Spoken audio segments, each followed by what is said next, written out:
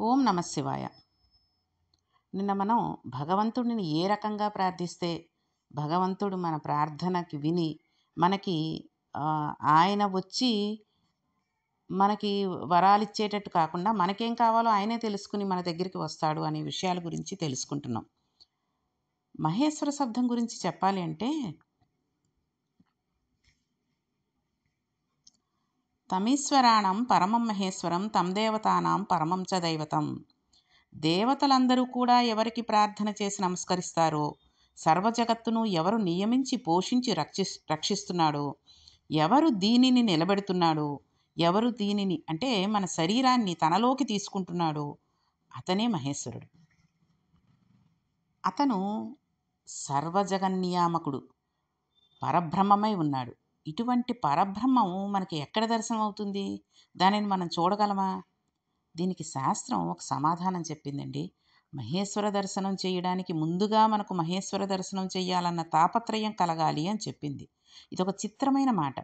ఒక్కొక్కరు చాలా పెద్ద పెద్ద చదువులు చదువుకుంటూ ఉంటారు. అలా చదువుకోవడం గొప్ప కాదు.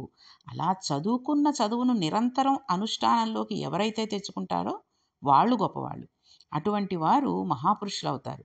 చదివిన విషయం ఆచరణలో పెట్టడానికి శ్రద్ధ కావాలి. చెప్పడం కాదు, అనుష్ఠానంలో ఉండాలి. ఈశ్వరుడు సర్వసాక్షి, ఆయన చూస్తున్నాడు అనే భయం కనుక మనకు ఉన్నట్లయితే ఒకడు చూసి మనల్ని మెచ్చుకోవాలని మనం పనులు చెయ్యం. ఆ పనులు చెయ్యడం మన విధిగా భావించి పనులు చేస్తూ ఉంటాం. శివపురాణం ఒక కథగా వినే ప్రయత్నం మనం చేయకూడదు. అలా చేస్తే అది మన జీవితాన్ని అభ్యున్నతి మార్గం వైపు తీసుకెళ్ళదు. శివపురాణం మన నిత్య జీవితంలో ఎలా ఉపయోగపడుతుందో అది మనం వింటూ ఆలోచించాలి. ఈశ్వరుడిని చూడాలి అనే తాపత్రయం మన సృష్టి స్థితి లయ సంధానం నిరంతర ప్రక్రియగా చేయడంలో ఉంటుంది. ఆయన సర్వజ్ఞత తృప్తిరనాదిబోధ స్వతంత్రత నిత్యమలుప్త శక్తి అనంతశక్తిశ్చ విభోర్విదిజ్ఞాత షడాహురంగాని మహేశ్వరస్య అంది శాస్త్రం. కొన్ని విషయాలను కన్ను చూసినా మనస్సు వాటిని పట్టుకోదు. మనం ఒక చోట కూర్చుని కంటితో అన్నిటినీ చూస్తూ ఉంటాం. అలా చూస్తున్న వాటిల్లో కొన్నిటిని మాత్రమే మనం గుర్తుపెట్టుకోగలం. కన్ను చూసినా వాటిని మనస్సు పట్టుకోకుండా వదిలిపెట్టేస్తూ ఉంటుంది. కానీ ఈశ్వరుడు అలా కాదు. మహేశ్వరుడు సమస్త ప్రాణుల హృదయగతమైన అభిప్రాయాలను కూడా తెలుసుకోగలడు. చేసే పూజ డాంబికంతో కూడింది ఉండకూడదు. అది ఏ రకంగా చేస్తున్నాం అనే విషయం మనకి తెలుసు, పరమేశ్వరుడికి తెలుసు కదండి. మనం 10 మంది మనం చాలా గొప్పగా చేస్తున్నామని చెప్పుకోవాలని, మనల్ని పొగడాలని చేయకూడదు. పూజా మందిరంలో కూర్చుని భగవంతుని నామాలు జపిస్తూ పూజ చేస్తుంటే మన మనస్సు పూర్తిగా భగవంతుని మీదనే ఉంచాలి. పైకి భగవన్నామాలు చదువుతూ మనస్సులో ఏవో ఇతరమైన ఆలోచనలు చేస్తూ మన మనస్సును ఎక్కడో ఉండేలా పరిభ్రమిస్తూ ఉంటే అలా చేసే పూజ వలన ఏ విధానమైన ప్రయోజనం లేదు. ఇది మనం చాలాసార్లు చెప్పుకున్నాం. పూజా గదిలోకి వెళ్ళిపోతారు. కొంతమంది ఉంటారు, ధ్యానం చేస్తూ ఉంటాం, ఓంకారం చేస్తూ ఉంటాం అంటారు. ధ్యానం చేస్తూ ఉన్న వాళ్ళకి ఆ ధ్యానం సమయంలో ఏం జరుగుతోంది అనే విషయం అస్సలు తెలీదు కదండి. అదే కదా ధ్యానం అంటే. అంటే ఆ పరమేశ్వరుని మనసులో తలుచుకుంటూ ఆయననే పూజిస్తూ మానసికంగా ఆయనకి దగ్గరైపోయి ఉండడం ధ్యానం. ఇంకా చుట్టుపక్కల ఏమవుతోంది, పక్కన ఎవరొచ్చి కూర్చున్నారు, పక్కన పిడుగు పడ్డా తెలియనటువంటి స్థితిలో ఉన్నాడు అంటారు చూసారా? ఆ రకంగా ధ్యానం చేసుకోవాలి. అంతేగాని ధ్యానం చేస్తున్నానని చెప్పి పూజ గదిలోంచో లేతే ఆ ధ్యానం చేస్తున్న గదిలోంచో బయటకొచ్చి ఏంటి ఇందాక 2 సార్లు మోగింది ఫోను ఎవరు చేశారు? ఇందాక గేట్ చప్పుడైంది ఎవరొచ్చారు? అని అడిగితే అది ధ్యానం ఎక్కడవుతుందండి? ఇంకొంతమందుంటారు, ధ్యానం చేస్తున్నాము అని చెప్పి గదిలోకి వెళ్ళేటప్పుడు ఫోన్ తీసుకుని అలారం పెట్టుకుని వా ఇది గాని గడియారం కానీ లేకపోతే ఫోన్ గానీ పట్టుకుని వెళ్ళిపోతారు. ధ్యానం చేయడానికి ఇంత సమయం అని ఎలా ఉంటుందండి? మనం ఏదో ఎక్కడో ఒక అపశృతి జరిగినప్పుడు మనం గబుక్కున ధ్యానంలోంచి బయటికి రావాలి తప్పితే, టైం పెట్టుకుని ధ్యానం చేస్తూ ఇంకా ఎన్ని నిమిషాలుందో, ఇంకా ఎన్ని నిమిషాలుందో, ఇంకా అలారం కొట్టట్లేదు, అది తిరుగుతోందో లేదో, ఆగిపోయిందా, ఛార్జింగ్ అయిపోయిందా అని ఆలోచిస్తూ ఉంటే అది ధ్యానం ఎందుకవుతుంది? అవ్వదు. అలాగే పూజ చేస్తూ ఉంటారు. పూజ చేస్తున్నప్పుడు చెప్పే నామం, తీసుకున్న పువ్వు పాదాల మీద వేయడం, మనసులో భగవంతుడిని ధ్యానించడం 3 ఒక్కసారిగా మనకు జరగాలి. 3 ఒక్కసారిగా ఎప్పుడైతే జరుగుతాయో అప్పుడే నువ్వు సవ్యమైన పూజ చేస్తున్నావు అని భగవంతుడు నమ్ముతాడు. అంతేగాని మనం పువ్వులు అందంగా పేర్చుకున్నామా లేదా? ఫోటోలు పెట్టి ఎవరికైనా చూపించామా లేదా? స్టేటస్‌లో పెట్టుకున్నామా లేదా? లేకపోతే మనం పూజ చేస్తున్నప్పుడు నలుగురు వింటున్నారా లేదా? ఈ విషయం మనకు కార్తీక మాసంలో ఎక్కువగా తెలుస్తూ ఉంటుంది. పొద్దున్నే లేస్తారు చక్కగా. అది అదృష్టం అనుకోండి, పొద్దున్నే లేచి స్నానం చేసి ఆ తులసి కోట దగ్గర దీపం వెలిగించుకొని నక్షత్ర దర్శనం చేసుకోవాలి అన్నది మనం చెప్తూ ఉంటాం కదా! కార్తీక మాసంలో చేయవలసిన ముఖ్యమైన పనది. సరే, ఈ ఆడవాళ్ళు లేస్తారు, పూజ చే స్నానాలు చేస్తారు. అక్కడ దీపం వెలిగించుకుంటారు. ఇక గంట కొడతారండి నిజంగాను. చుట్టుపక్కల ఎవరైనా అనారోగ్యంతో ఉన్నా, లేకపోతే ఈ సంవత్సరం ఇంక కార్తీక మాసం చేసుకోలేము, ఓపికగా లేదు అని నీరసంగా ఉండి పడుకున్నా, ఇంకే ఇతర కారణాల వల్ల పడుకున్న వాళ్ళైనా సరే, వాళ్ళు లేచి అబ్బా! నువ్వు పూజ చేసుకుంటున్నావా అనే స్థితిలోకి వచ్చేంత వరకు కూడా గంట కొడుతూనే ఉంటారు. అంతసేపు ఎందుకండి? అయినా బయట పూజ చేసేటప్పుడు అంత గంట కొట్టడం ఎందుకు? ఇంట్లో పూజ చేసి నువ్వు నైవేద్యం పెట్టి హారతి ఇచ్చేటప్పుడు గంట కొట్టినా అదొక అందంగా ఉంటుంది. చుట్టుపక్కల వాళ్ళందరూ కూడా హ్మ్, మన పూజని గుర్తించాలి అన్న విధంగా కొట్టేస్తూ ఉంటారు. ఇక ధనుర్మాసం వచ్చిందంటే ఇంకా లేచిపోతూ ఉంటారు, ఇంకా రెచ్చిపోతూ ఉంటారు. అందుకని మనం ఓంకారాలు కొంతమంది చేస్తూ ఉంటారండి. చుట్టుపక్కల 10 ఇళ్ళకి వినబడేటంత గట్టిగా చేసేస్తూ ఉంటారు. ఇంట్లో వాళ్ళు చెవులు మూసేసుకోవాల్సొస్తుంది. ఏం అనలేరు. చేస్తున్నది ఓంకారం. అంటే ఏమైనా తప్పు మాట్లాడినట్టయి భగవంతుడికి కోపం వస్తుందేమో! అనకపోతే ఈ బాధ పడలేంరా బాబు అన్నట్టుగా ఉంటుంది. కాబట్టి కాబట్టి మనం ఏ పూజ చేస్తున్నా, ఏ విషయాలు చేస్తున్నా, ధ్యానం చేస్తున్నా, ఓంకారం చేస్తున్నా, నలుగురికి తెలియాలి అనే ఉద్దేశంతో చేయకూడదు. భగవంతుడికి తెలుస్తోందా లేదా? మన మనస్సుకి తెలుస్తోందా లేదా? అనే విషయంతోటి చేయాలి. అదీ కాకుండా మనం దేవాలయాలకు వెళ్ళినప్పుడు అంతా దేవాలయం చుట్టూ ప్రదక్షిణాలు చేసి భగవంతుడిని నమస్కారం చేసుకుని, ప్రసాదం, తీర్థం తీసుకొని బయటకు వచ్చిన తర్వాత ఒక నిమిషం కూర్చోవాలి అంటారు. ఎందుకంటారంటే, ఆ పరమేశ్వరుడి గుడిలో చూసినటువంటి అన్నీ గూడా ఒకసారి మళ్ళీ మననం చేసుకుని, అవి మనస్సులో ఉండిపోయేటట్టుగా ఉండాలి తప్పితే, అక్కడ కూర్చుంటేనే మనకి ఫలితం వస్తుంది, గుళ్ళోకెళ్ళొచ్చిన ఫలితం అని కాదు. కాబట్టి అది అలా మనసులో పెట్టుకుని ఇంటికొస్తే ఎప్పుడైనా సరే మానసికంగా మనం ఆ గుళ్ళోకి వెళ్ళొచ్చేసేయొచ్చు. ప్రతిసారి నడుచుకునే వెళ్ళి, లేకపోతే కారులో వెళ్ళో, బండి మీద వెళ్ళో ఆ భగవంతుడి గుడికి వెళ్ళి దండం పెట్టుకోవాలన్న అవసరం ఉండదు. అందుకనే కళ్ళతో చూసినవన్నీ కూడా మనసులోకి వెళ్ళకుండా ఉండేటట్టు కాకుండా, మనం చూసిన మంచి విషయాలు మన కళ్ళతోటి చూసినవి మనస్సు గ్రహించేటట్టుగా చేసుకోవాలి. పూజా మందిరంలో కూర్చుని భగవంతుని నామాలు జపిస్తూ పూజ చేస్తుంటే, మన మనస్సు పూర్తిగా భగవంతుని మీదనే ఉంచాలి. పైకి భగవన్నామాలు చదువుతూ, మనస్సులో ఏవో ఇతరమైన ఆలోచనలు చేస్తూ, మన మనస్సుని ఎక్కడో ఉండేలా పరిభ్రమిస్తుంటే, అలా చేసే పూజ వలన ఏ విధమైన ప్రయోజనం ఉండదు. మనం ఎటువంటి పూజ చేస్తున్నామో భగవంతుడు కనిపెట్టేస్తాడు. ఆయన సర్వజ్ఞుడు. మనలోని ఆలోచనలు ఎవరూ కనిపెట్టడం లేదని మనం అనుకుంటాం గానీ, అంతటా నిండి ఉన్న పరమేశ్వరునికి మాత్రం తెలియని ఉండవు.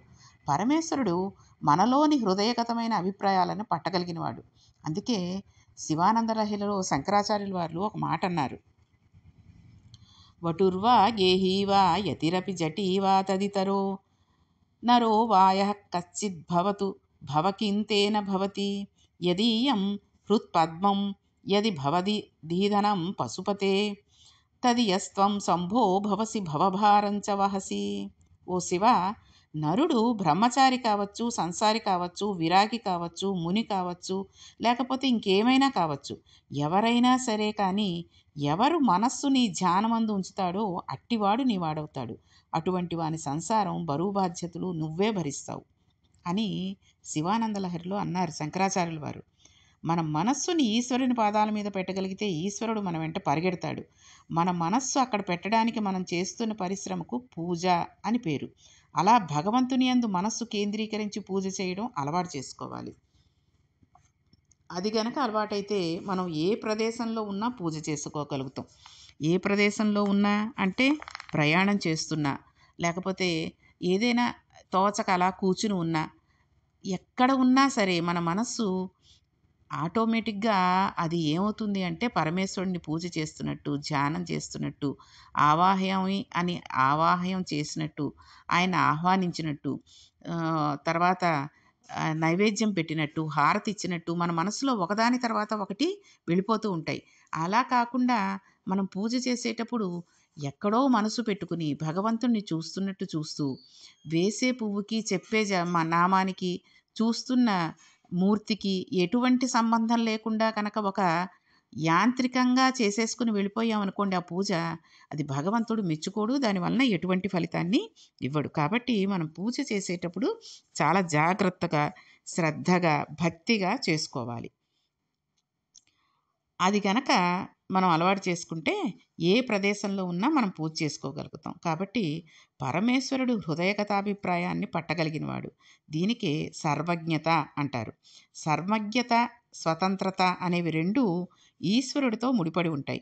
ఏకకాలమునందు సమస్త చరాచర జగత్తులో ఉన్న ప్రాణుల హృదయాంతర్గత భావాలను తాను చూస్తాడు కాబట్టి, చూసి ఆ భావాలను పరిపుష్టి చేత మోక్షాన్ని కూడా అనుగ్రహిస్తాడు.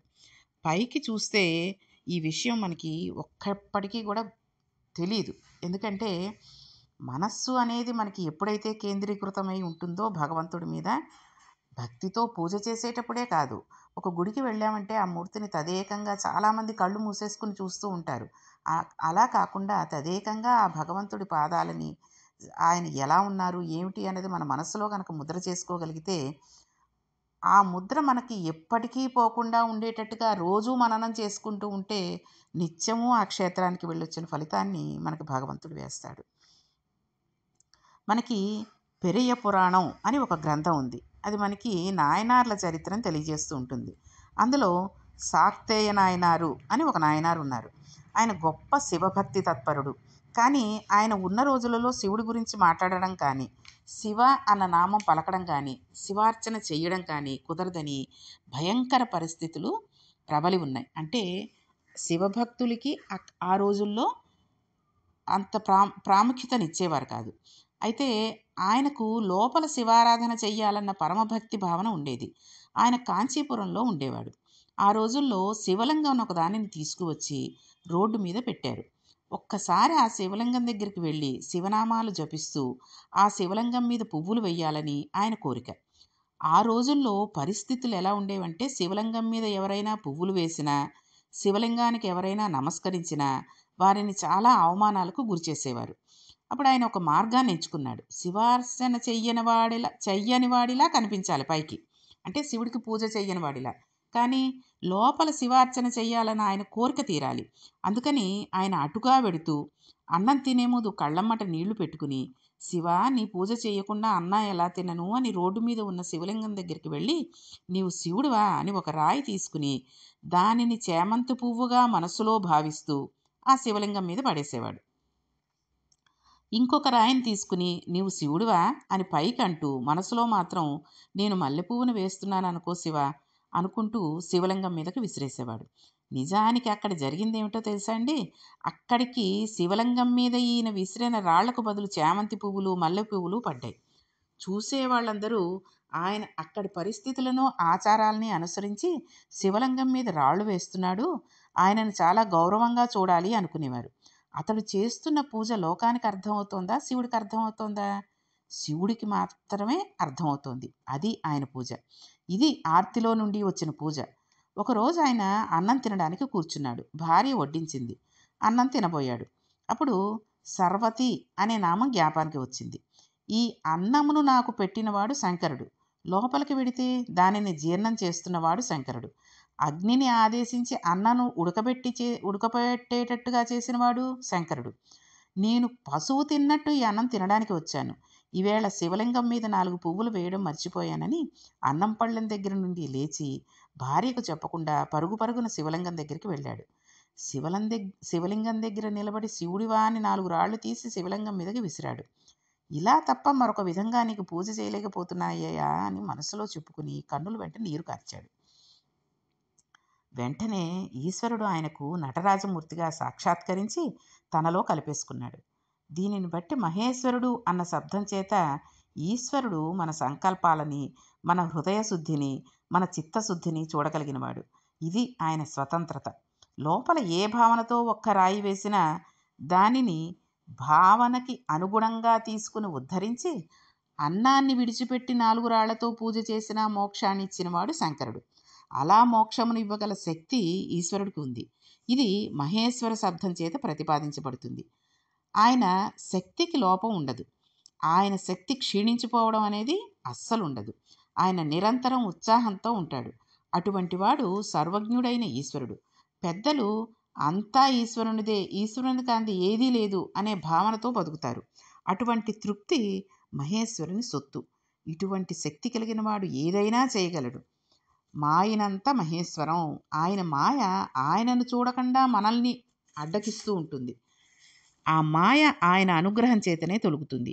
మాయ అనేది ఉన్నదా లేనిదా? మాయ అనేది ఉన్నట్టు కనబడి లేనిది. అది చిత్రం. ఈశ్వరుడిదే అయిన మాయ ఈశ్వరుని కనపడకుండా చేస్తోంది. అది ఇక్కడ అర్థం ఏంటంటే, మాయ అనేది ఉంది అన్నట్టు కనబడి లేకుండా ఉన్నది. అంటే ఈశ్వరుడు ఉన్నాడా అంటే ఉన్నాడు. ఎక్కడ ఉన్నాడు అంటే కనపడట్లేదు. ఈ విషయాన్ని మనం అర్థం చేసుకోవడానికి తికమకగా అనిపిస్తూ ఉంటుంది కానీ, ఉదాహరణగా చెప్పాలంటే మేఘం సూర్యుడి వలనే వచ్చింది కదండి. ఎందుకొచ్చింది? సూర్యుడు సముద్రంలో ఉండి నీటిని తన వేడి చేత లాగేసుకుంటాడు. ఆ విధంగా లాగబడిన నీరు నీటి ఆవిరిగా వచ్చి మేఘం ఏర్పడింది. ఈ మేఘం సూర్యుడికి అడ్డు వచ్చింది. అప్పుడు మనకి సూర్యుడు కనబడ్డు. అంటే సూర్యుడి చేత తపించబడి సముద్ర జలాలు ఆవిరిగా పీల్చబడితే మేఘమై సూర్యుడినే అడ్డుపడినట్టు ఈశ్వరుని శక్తియే మాయగా పరిణమించి ఈశ్వరుణ్ణి కనబడకుండా చేస్తోంది. ఈ మాయ ఈశ్వర వాక్కు వలన, ఈశ్వర స్వరూపులైన గురువాక్కుల వలన తొలుగుతుంది. నిరంతర గురువాక్శ్రవణమే మాయ తొలగేందుకు కారణం అవుతుంది. అందుకే గురువు లేని విద్య గుడ్డి విద్య. గురువు అనుగ్రహం ఉంటే తప్ప మాయ తొలగదు అని చెబుతూ ఉంటారు. ఈ మాయ చాలా చిత్రంగా ఉంటుంది. మాయ వలన వచ్చే ఉత్తర లక్షణం ఏంటో తెలుసా అండి? కామక్రోధములు. మాయ వలన ఈశ్వరునితో ఉన్న పట్టు విడిచిపెట్టి తన యందు పెట్టుకుంటాడు. ఈశ్వర దర్శనాన్ని విస్మరించి ఇదంతా నా ప్రజ్ఞ అంటాడు. అంటే ఏది చేసినా నేనే చేశాను, భగవంతుడు ఏం చేశాడు అన్నట్టుగా ఉంటుంది. అలా అనగానే ఒక మాయ లాంటిది ఏర్పడి కామక్రోధములతో కొట్టుమిట్టాడుతూ ఉంటూ ఉంటాడు. గొప్ప మహాత్ములైన వారు కూడా ఒక్కొక్కసారి మాయకు వశలైపోతూ ఉంటారు. అటువంటి వారిని గురించిన విషయాలు తెలుసుకోవడానికి చాలా శ్రద్ధ అవసరం. మహాత్ములు ఎవరు తమ జీవితంలోని సంఘటనల్ని దాచరు. వారు అన్ని విషయాలు రాసేస్తూ ఉంటారు. మహాత్మా గాంధీ వారు వారి జీవిత చరిత్రను రాసేటప్పుడు జీవితంలో జరిగిన సంఘటనలన్నింటినీ చెప్పుకున్నారు. చంద్రశేఖర పరమాచార్య తన 73వ ఏట ఇప్పటికీ నన్ను ఆశ అప్పుడప్పుడు ప్రయత్నం చేస్తూ ఉంటుంది అని చెప్పుకున్నారు. మహాత్ములు విషయాలని దాచిపెట్టి మేము ఇంత గొప్పవాళ్ళం అంత గొప్పవాళ్ళం అని చెప్పుకోరు.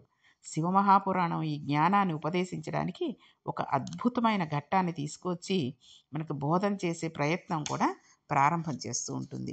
కాబట్టి ఈ విషయం ఏమిటి? ఎందుకు మహాత్ములు చేసేటటువంటి మహాత్ముల గురించిన విషయాలన్నీ శివమహాపురాణం మనకి చెప్పి మన జ్ఞానాన్ని ఇంకా అభివృద్ధి చేస్తుంది అనే విషయాల్లో రేపు నారద మహర్షి గురించి ఒక చిన్న విషయాన్ని మనం తెలుసుకుందాం. ఓం నమః పార్వతీపతియే హర హర మహాదేవ శంభో శంకర. ఓం నమః శివాయ.